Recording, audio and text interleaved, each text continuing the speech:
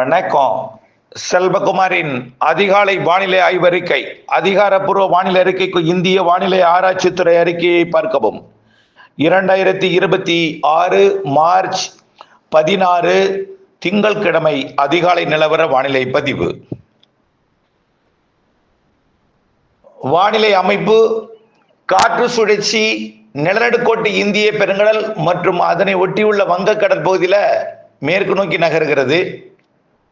உயரழுத்தமும் வங்கக்கடலின் மத்திய மற்றும் வடக்கு வங்கக்கடல் பகுதியில் நீடித்துக் கொண்டிருக்கிறது. இன்றைக்கு உயரழுத்த காற்றும் கிழக்கு திசை காற்றும் இணைந்தும் தமிழ்நாட்டின் தரையேறி கொண்டிருக்கிறது. இதுல இருக்கக்கூடிய ஈரப்பதம் வெப்பத்தால் லேசாக்கி மேலெடுந்து மேற்கு மாவட்டங்களில் இன்றைக்கும் வெப்பத்தை கூடுதலாக கொடுக்கும். குறிப்பாக பாலக்காட்டு கணவாய் கொஞ்சம் கூடுதல் வெப்பத்தை கொடுக்கும். பிற இடங்கள் எல்லாமே 100 டிகிரிக்கு கீழே தான் இருக்கும், அச்சப்பட தேவையில்லை.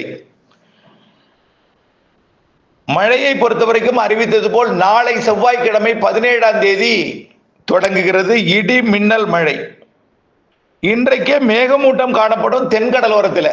தென்கடலோரம் மேகமூட்டம் காணப்படும். ஆனால் அது மேகமூட்டம் மழையாக மாறாது, மிரட்டலாக இருக்கும். காலை 10-11 மணிக்கு நேற்றைக்கு இருந்தது போலவே டெல்டா மாவட்டங்கள் மற்றும் தென் மாவட்டங்கள், இன்றைக்கு தென் மாவட்டங்களுக்கு கூடுதல் மேகமூட்டம் இருக்கும். காலை மற்றும் மதிய வேளையில் தெளிவடைஞ்சிடும். ஒரு காலை 9 மணிக்கு மேலே 12 மணி வரைக்கும் கொஞ்சம் மேகமூட்டமாக இருக்கும். இன்றைக்கு மழைக்கு வாய்ப்பில்லை. கேரளாவில் மழை வாய்ப்பு உண்டு. கேரளாவிற்கு நேற்று கடந்த 2 நாட்களாகவே கேரளாவில் மழை பெய்து கொண்டிருக்கு, இடி மின்னல் மழை. இன்றைக்கும் கேரளாவில் மட்டும்தான். கேரளா தமிழ்நாடு எல்லையோர கேரளாவுக்கு வேணா இன்னைக்கு வரலாம். கேரளா மேற்கு தொடர்ச்சி மலை, அதாவது மேற்கு சரிவு, இன்றைக்கு ஒரு சில இடங்கள்ல மழை இருக்கும். நாளை செவ்வாய்க்கிழமை மார்ச் 17ஆம் தேதி கர்நாடக எல்லையோர மாவட்டங்கள் மற்றும் கேரள எல்லையோர மாவட்டங்கள்ல நாளை மதியம் மழை தொடங்கும். தென் மாவட்டங்கள்லையும் ஆங்காங்கே மழை தொடங்கும். இடி மின்னல் மழை, மழையை விட இடி மின்னல் கூடுதலாக இருக்கும். அதை நம்ம ஏற்கனவே சொல்லியிருக்கிறோம். மழையும் ஒதுக்கி ஒதுக்கி இருக்கும். சாதாரண மழை இல்ல, இடி மின்னல் மழை. இதுல அனைத்து தென் மாவட்டங்களுக்குமே வாய்ப்பு இருக்கு. நாளை மாலையில தென் மாவட்டங்களுக்கும் மேற்கு மாவட்டங்களுக்கும் கேரள எல்லையோர எல்லா மாவட்டங்களுக்கும், அதாவது ஒட்டுமொத்தமா சொல்ல போனா கர்நாடக எல்லையோரம் தொடங்கி கேரள எல்லையோரம், கிருஷ்ணகிரி, தர்மபுரி, சேலம், ஈரோடு, நாமக்கல், நீலகிரி, கோயம்புத்தூர், திருப்பூர், நாளைக்கு சொல்றேன், நாளைக்கு இடிமழை தொடங்க வேண்டாம். திருப்பூர் மற்றும் கரூர், திண்டுக்கல், தேனி, திண்டுக்கல்லையும் தேனிக்கும் திண்டுக்கலுக்கு இடைப்பட்ட கொடைக்கானல் மலைப்பகுதி, விருதுநகர், தென்காசி, திருநெல்வேலி, கன்னியாகுமரி, தூத்துக்குடியோட மேற்கு ஓரம், திருநெல்வேலி தென்காசி மாவட்ட எல்லையோரம் நாளைக்கு மாலை மழை உறுதி. இது படிப்படியாக நாளை இரவு, அதாவது செவ்வாய்க்கிழமை இரவு திருச்சி மாவட்டத்தை எட்டும். கொல்லிமலை திருச்சி மாவட்டத்தோட வடக்கு பகுதி, அப்புறம் அப்படியே பார்த்தீங்கன்னா கல்வராயன் மலை வரை இருக்கும், வந்துடும். கல்வராயன் மலை வரை, அதாவது கிருஷ்ணகிரி, தர்மபுரி மாவட்ட கிழக்கு பகுதி, சேலம், நாமக்கல் மாவட்டத்தோட கிழக்கு பகுதி, திருச்சி மாவட்ட பகுதி வரைக்கும் நாளை மாலை வரும். ஆனால் அந்த மழை நாளை டெல்டாவிற்கு வராது. நாளைய மறுதினம், நாளை அப்படியே திருச்சி வரைக்கும் அப்படியே ஆங்காங்கே கொடுத்துட்டு ஆஃப் ஆயிடும். நாளைய மறுதினம் புதன்கிழமை 18ஆம் தேதி மீண்டும் கிழக்கிலிருந்து நீராவி காற்று, கடல் நீராவி காற்று, அது கிழக்கிலிருந்து வரும், தெற்கிலிருந்து வரும், மெல்ல நகரும் காற்று. அது வேற, ஸ்பீடு கிடையாது, மெல்ல நகரும் காற்று. மதியத்திற்கு மேலதான் ஸ்பீட் ஆகும். ஏன்னா மதியத்துல வெப்பமடைந்து தரைப்பகுதியில் வெப்பமடையும் பொழுது காற்று லேசாகி மேலிடும். அதை நிரப்புவதற்கு மதியத்திற்கு மேல கிழக்கு காற்று வேகம் எடுக்கும். அதனாலதான் கிழக்கு காற்றும் வேகம் எடுக்கும், மேற்கு காற்றும் வேகம் எடுக்கும். எங்கே குறைந்த அழுத்தம் ஏற்படுகிறதோ அங்கே போய் 2 காற்று குவிந்து இடிமின்னலை ஏற்படுத்தும். மதியம் நாளை, அதாவது புதன்கிழமை மதியம் ஒரு சில இடங்கள்ல கடலோரத்திற்கும் இடிமின்னல் மழை பிடிப்பை ஏற்படுத்தும். ஆனால் அது பரவலா இருக்காது. திருவள்ளூருக்கு கூட, திருவள்ளூர், சென்னை, அப்படியே ராணிப்பேட்டை, வேலூர், திருப்பத்தூர் இந்த மாவட்டங்கள் எல்லா கடலோர மாவட்டங்கள்ல இருந்து உள்ள போகும்பொழுது ஓரிரு இடங்கள்ல அது இடிமழையை ஏற்படுத்தும். ஆனா அந்த மழை தொடர்ச்சியா பெய்யாது. இது மேற்கே போய் மேற்கு காற்றை சந்திப்பை ஏற்படுத்தி கொண்டு அங்கே போய் டெவலப் ஆகி தீவிரமடைந்து கிழக்கு நோக்கி வருவதுதான் நல்ல மழையாக இருக்கும். தொடர்ச்சியா பெய்யும், நீண்ட நேரம் பெய்யும். அது தொடர்ச்சியான எப்படி இப்போ மதியம் பெய்யற மழை புதன்கிழமை ஒரு 10 நிமிடம் அப்படி தூரிட்டு போகும்.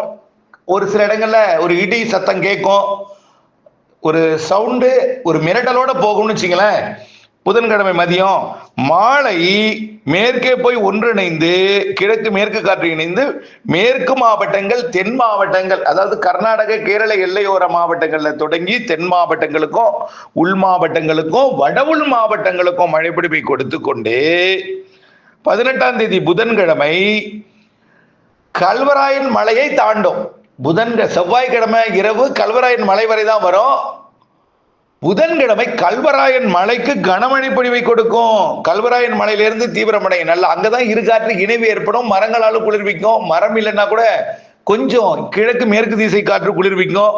அதன் அடிப்படையில திருப்பத்தூர், குப்பத்திலிருந்தே குப்பம், திருப்பத்தூர், வேலூர், முதல்ல திருப்பத்தூர் கிருஷ்ணகிரி மாவட்டம், அப்புறம் திருவண்ணாமலை கிருஷ்ணகிரி மாவட்டம் இடைப்பட்ட பகுதி, அடுத்தது கள்ளக்குறிச்சி, சேலம், தருமபுரி மாவட்டம் இடைப்பட்ட பகுதி, அடுத்தது திருச்சி மற்றும் கடலூர் மாவட்டம், பெரம்பலூர் மாவட்டம் மேற்கு பகுதி, அப்புறம் நாமக்கல், சேலம் இந்த பகுதியெல்லாம் கொஞ்சம் தீவிரமடையும்.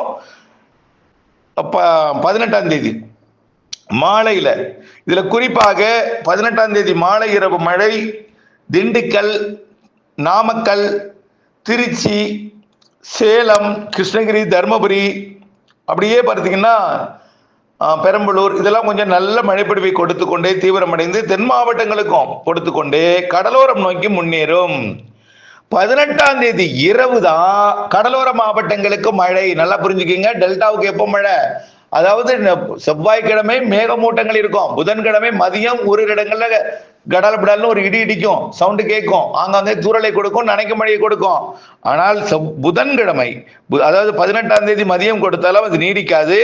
18ஆம் தேதி இரவு மேற்கில் இருந்து நல்ல டெவலப் ஆகி கடலோரம் நோக்கி முன்னேறும் மழை ஆந்திர பிரதேசம், கர்நாடகா, கேரளா பொழிந்து தமிழ்நாட்டின் கர்நாடக எல்லையோர, ஆந்திர எல்லையோர மாவட்டங்களுக்கு பொழிந்து பிறகு அனைத்து கேரள எல்லையோர மாவட்டங்கள், தென் மாவட்டங்கள், உள் மாவட்டங்கள் பொழிந்து இறுதியாக கடலோரத்திற்கு வரும்.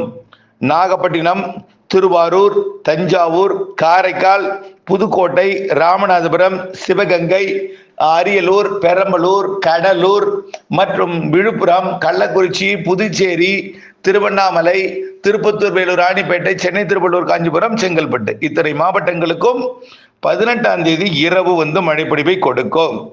18ஆம் தேதி நள்ளிரவுக்கு பிறகு கடலுக்குள்ளும் இறங்கி மழைப்பிடிப்பை கொடுக்கும். இதுல சென்னை, நெல்லூர் இந்த இடைப்பட்ட பகுதியெல்லாம் நல்ல ஒரு இடி மின்னல், ஒரு புதிய அனுபவத்தை கொடுக்கும். நீண்ட இடைவெளிக்கு பிறகு மழை என்ற செய்தி ஊடகங்களிலே பரவ தொடங்கும். தேர்தல் செய்தி ஓடிக்கொண்டிருக்கிற நிலையில திடீரென்று வானிலை செய்தி பரபரப்பாகும். இடி மின்னல், காற்றுடன் மழை, அதாவது கோடை மழை எப்பொழுதுமே முதல் மழை பெய்தா காற்று இருக்கும். வெப்பம் அதிகரித்து மழை வந்தாலே அது காற்று அதிகமாக இருக்கும், தரை காற்று இருக்கும். மழைக்கு முன்னாடி வரக்கூடிய காற்று தான், புயல் காற்று அல்ல என்பதை நீங்கள் புரிந்து கொள்ள வேண்டும். கோடை மழையில வரக்கூடிய முதல்ல மின்னல் தெரியும், அப்புறம் இடி, அப்புறம் காற்று வரும், அப்புறம் மழை வரும். இப்படிதான் நம்ம ஏற்கனவே சொல்லி இருக்கிறோம். இப்படி வரக்கூடிய நாட்கள்ல 18ஆம் தேதி மழையோட அளவு அப்படியே தீவிரமடையும். இரவு, அதாவது 18ஆம் தேதி இரவு, 19ஆம் தேதி அதிகாலை தான், அதாவது நள்ளிரவு, 18ஆம் தேதி நள்ளிரவு, முன்னிரவு, 19ஆம் தேதி அதிகாலை தான் கோடியக்கரை முனை, ராமேஸ்வரம் இதெல்லாம் கொடுக்கும் சென்னைக்கெல்லாம். 19ஆம் தேதி அதிகாலை கடலுக்குள்ள இறங்கி அப்படி கடல்ல பெய்துட்டு அப்படி ஓஞ்சிடும். மீண்டும் கிழக்கு காற்று 19ஆம் தேதி வியாழக்கிழமை மீண்டும் கிழக்கு நோக்கி பயணித்து மேற்கே போய் மழைமேகங்கள் உண்டாகி போகும் பொழுதே மதியமும் மழைமேகங்களை கொடுத்துட்டு இடிமின்னலை கொடுத்துட்டு மழையை கொடுத்துட்டு போய் மீண்டும் மேற்கிருந்து முன்னேறி கிழக்கு நோக்கி வரும். கேரள எல்லையோர, கர்நாடக எல்லையோர தொடங்கி வங்க கடலோரம் வரைக்கும் அந்த மழைப்பிடிவு கிழக்கு நோக்கி மேற்கு நோக்கி வரும். பிறகு அந்த மழைப்பிடிவு டெல்டா மாவட்டங்களுக்கு 19ஆம் தேதி இரவும் நல்ல மழைப்பிடிப்பை கொடுக்கும். 20ஆம் தேதி அதிகாலையும் கொடுக்கும். ஆக 19ஆம் தேதி அதிகாலை, 19ஆம் தேதி இரவு, 20ஆம் தேதி அதிகாலை கடலோர மாவட்டங்கள், டெல்டா மாவட்டங்கள் நல்ல மழைப்பிடிப்பை கொடுக்கும். அனைத்து மாவட்டங்களுக்கும் 22ஆம் தேதி வரைக்கும் மழை இருக்கு. 21, 22ஆம் தேதி வரை மழை இருக்கு. இதுல பரவலான மழை 18, 19, 20, 18, 19, 20, 22க்கு அப்புறம் கர்நாடகா, ஆந்திர பிரதேசம் அங்க தொடர்ந்து கொண்டிருக்கும். தமிழ்நாட்டில் மாத இறுதியில மேலும் ஒரு காற்று சுழற்சி வந்து மழைப்பிடிவை கொடுக்கும். ஆனா பெருசா இருக்காது. அது சும்மா இடிமின்னல் மழை, வெப்பம் கொஞ்சம் அதிகரித்திருக்கும் கொஞ்சம். ஆனா 100 டிகிரியை தாண்டாது, வெப்பம் கொஞ்சம் அதிகரித்திருக்கும். அடுத்தபடியா பார்த்தீங்கன்னா ஏப்ரல் முதல் வாரத்தின் பிற்பகுதியில் அடுத்த நிகழ்வு இதே ஒரு மழை நிகழ்வு வர இருக்கிறது என்பதையும் தெரியப்படுத்த விரும்புகிறேன். இணைந்தீர்கள் அப்டேட்ஸுடன். வானிலை அப்டேட்ஸ் அறிந்து பணி செய்ய வேண்டும். இது மழையை எதிர்நோக்கி இருப்பவர்களுக்கான அறிக்கை அல்ல, மழை வருகிறது என்பதற்காக முன்னெச்சரிக்கை அறுவடை பணிக்கு உங்கள் முடிவைக்க விட்டுவிடுகிற. மழை, இடிமழை ஒதுக்கி ஒதுக்கி ஆங்காங்கே செவ்வாய்க்கிழமை தொடங்கி திருச்சி வரை வரும். ஒதுக்கி புதன்கிழமை, வியாழக்கிழமை இரவு, நள்ளிரவு, அதிகாலையில கடலோரம் வரைக்கும் வரும். இதுதான் ஆய்வறிக்கையின் சுருக்கம். நன்றி.